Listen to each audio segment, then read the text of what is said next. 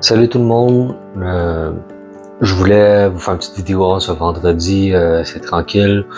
J'avais envie de vous parler d'un petit concept de négociation en affaires que souvent ça va être moins pensé comme idée d'approche. Parce que souvent quand on négocie des prix, exemple avec un fournisseur, les personnes vont souvent avoir tendance à aller à être dans une stratégie très feu qu'on peut appeler. Tu sais, feu, c'est une énergie qui est directe puis qui va être très je veux que tu descendes ton prix sinon j'achète pas. C'est ça c'est du feu. Là.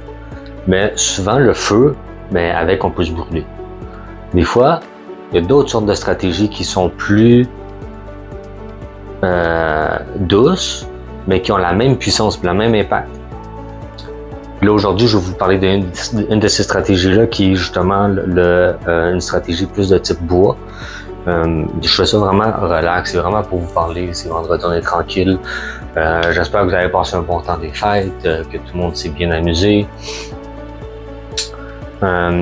Donc, la stratégie que j'ai envie de vous parler aujourd'hui, de vous partager, c'est une stratégie des poupées russes.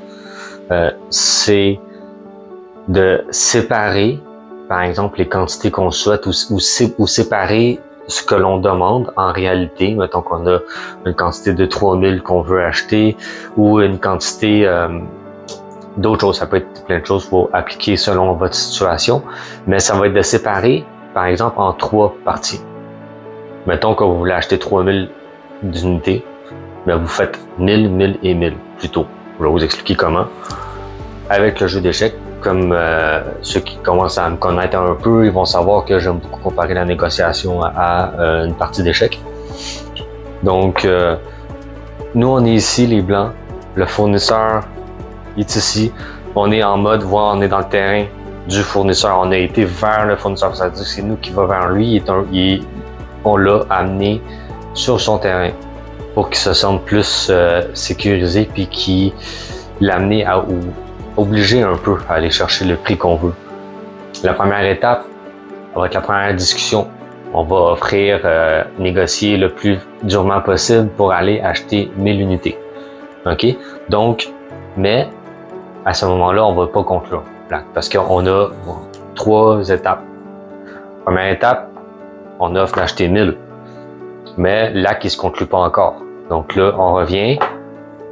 Le fournisseur, il s'oblige, il va nous donner un prix qui ne nous convient pas encore, mais il ne sait pas. L'objectif, ça va être de attendre quelques jours ensuite, puis de quand même rester dans une attitude de « OK, c'est bon, je vais réfléchir au prix que tu me donnes. C'est pas le prix que je m'attendais, mais je vais y réfléchir. » On attend 2-3 jours, puis on revient ensuite au fournisseur en lui disant « Regarde, j'ai une bonne nouvelle. Finalement, au lieu d'acheter 1000 unités, je vais en acheter 2000. Boum! Mais, je veux que le prix soit ajusté en conséquence. Fait que le fournisseur va faire comme, OK, c'est une bonne nouvelle. Il m'en achète 2 fois plus. Je vais baisser quand même un petit peu mon prix. On le baisse un petit peu plus. Mais ensuite, on conclut pas encore. On est comme, OK, c'est bon, je te reviens, je vais réfléchir à ça. Je te reviens la semaine prochaine. Ensuite, là, on répète la même pattern quelques jours plus tard. Le fournisseur nous a donné le prix de la deuxième journée. Quand on le rappelle la 3e fois, on lui dit, garde, finalement, j'ai discuté avec mon organisation, tout ça. On est prêt à acheter 3000 unités. On a une autre bonne nouvelle, on va en acheter 3000 au lieu d'en acheter 2000 comme on avait dit et 1000 comme on avait dit au début. C'est important de répéter les étapes pour vraiment que la personne ait conscience que là, vous amenez, vous en mettez plus sur la table, que c'est une très bonne nouvelle que ce que vous amenez. Vous en prenez 3000. Mais là, à ce moment-là, vous dites, mais par exemple, je veux avoir tel prix. T'sais, il me faut absolument ce prix-là pour 3000 unités. Déjà qu'on on en achète 3 fois plus que ce qu'on avait prévu au début pour pouvoir faire partenariat avec toi, faire un bon entente. On peut s'encourager les deux. Nous, on a besoin de ce prix-là pour que ça puisse marcher dans nos budgets. Boum! Vous voyez, là, le fournisseur est un peu obligé d'accepter le prix que vous voulez. Si ça reste quand même raisonnable, faut pas être aussi non plus abusif. Le but, n'oubliez pas, en négociation de nos jours, en 2024, c'est toujours d'avoir des win-win.